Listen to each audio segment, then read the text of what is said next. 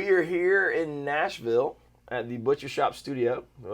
John Prime's one of the owners, so we're in a cool spot. We've been at Summer NAMM all week, and I have had the pleasure of working in the Tonetuga FX pedal booth at Summer NAMM. This is Michael from Tonetuga FX. He makes some amazing pedals, and we're just going to talk a little bit about Sure thing. What you do. Sure thing.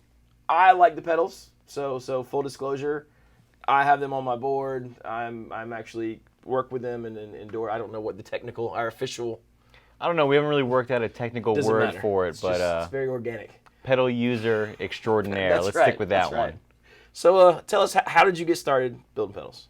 So I started probably the way that a bunch of people start, fixing pedals that were broken. So I had a Blues Breaker that was busted. It wasn't actually a Blues Breaker. It was a Boss BD2. Okay. It was busted. Cool.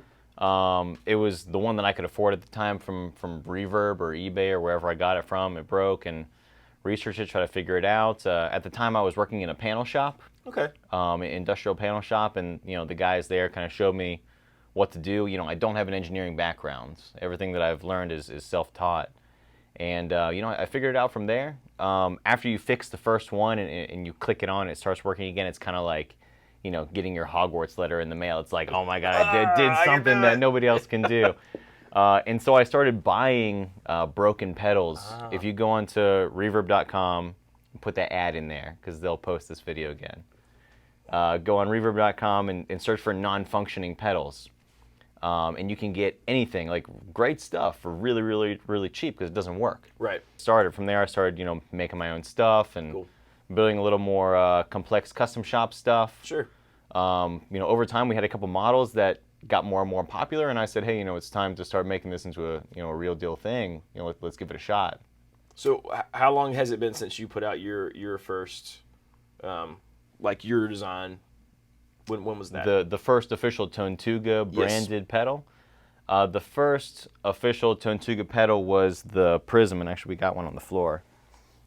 This is the first model that came out was the Prism Fuzz, and it came out in early 2018. Awesome. Was the first time I ever put the Tonetuga name on a pedal. Very cool. Before then, if anybody has anything that I made, it was just whatever I decided to paint on it and give it to people.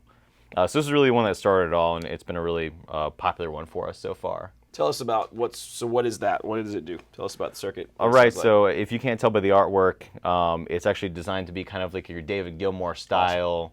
Pink Floyd style, think Comfortably Numb solo tone. Sure. A lot of guitar guys like this because it doesn't really act like a traditional fuzz. Right. It really acts more like a higher gain distortion, right? Because it doesn't lose that articulation. It doesn't get that muddiness that you're going to get out of a lot of fuzz pedals, especially out of a traditional big muff style circuit. It really retains a lot of the clarity of your notes, and that seems to be what attracts a lot of people. Well, I had a lot of people even at the NAMM booth say they were sort of on the hunt for a fuzz. And that's what they loved about that. That's why they settled on the Prysm. So we got a lot of people that were expressing a lot of interest in it. We're having a really hard time keeping these in stock, which is it's been great, for a small builder to have for sure, stuff that people think is fantastic, and they're like, hey, this is really something special, and we like it. Yes. So now from the Prysm, next was the Clockwork. Yeah, so that one was the second one that we were getting a lot of high demand for. Again, this is the time when I was making a lot of kind of custom one-off stuff, and enough people requested the same circuit over and over and over again that I said, okay, it's time to make this a full-time thing. Sure.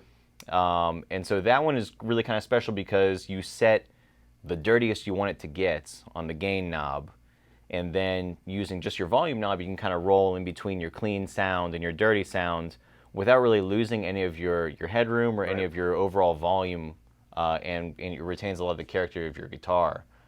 So a lot of guys like, being able to walk away from their board and roll in between settings without really having to worry about, oh no, if I roll my volume down, no one's going to be able to hear me. No. So that's really the strong suit of that one. Absolutely. Mm-hmm. Now, super important question. What's new? What's coming out? Okay, what's new? What's coming out? Summer NAMM 2019, we just released 2 new pedals. Number one is the Songbird, which is our take on a transparent overdrive. It's going to be kind of your clean, high headroom style overdrive. And number 2 is one that we're really excited about, is the Delphine. Comes from the Latin word Delphi for dolphin. Awesome. So if you actually kind of look at the artwork for it, it's based off a pod of dolphins. And you're going to kind of get really echoey, washy tones out of it. It's actually a 2-channel tape delay. Yes. And each delay has its own dedicated modulation circuit. That's not your traditional modulation of a delay pedal. It's more like an individual chorus pedal included. So if you want to dial out all of the time, you can use just the modulation as its own standalone chorus pedal. Yeah. So I mean, I love what I've heard of that so far at NAMM. I can't wait to mess with it more. I think we're going to have some demos coming pretty soon that we're going to do in the shop and studio. I may or may not have had a prototype Songbird on my board for a while now, which I've told you can't take any pictures of it until I'm sure that it's going to stick around. Yeah, but so that's a killer circuit as well. Last thing, why Tonetuga FX? Why the turtle? Right. So North Carolina native, Awesome. as I know you are also. Yes. And a lot of people don't know that North Carolina is a huge nesting site for sea turtles. We host 7 of the 8 species of sea turtle. And so what we want to try to do is give back a little bit. We don't want to make it all about the money. We want to try to create a little bit of good, leave the earth a little bit better than we found it. So a portion of our profits every year is going to go towards sea turtle preservation efforts. So one organization that we've kind of partnered with unofficially is the Oceanic Society. Very cool. You can look them up online. They release a report every year that tracks sea turtle population density, nesting locations, a lot of really cool information. So everyone should go check them out. If you're not interested in buying a pedal, there's a direct link to make a donation directly to the Oceanic Society on our website. So even if you're not interested, come take a look, and we hope that you are. But if you're not, they operate fully on donations. Cool. 100% with volunteers. So every little bit helps. Awesome. So check out Tonetuga FX. It's tonetugafx.com, right? Yeah, That's the website. Tonetugafx.com. I believe you have stuff on Reverb. There'll be stuff in the shop at Casino before too long. We've got demos coming out. We actually tracked 2 songs tonight that I did when I only used the Songbird and the Clockwork multi-drive.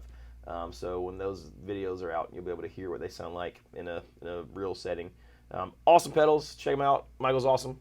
We will see you next time. Click like and subscribe. Tap the bell so you can get all the videos. And we will see you later. Thanks for watching.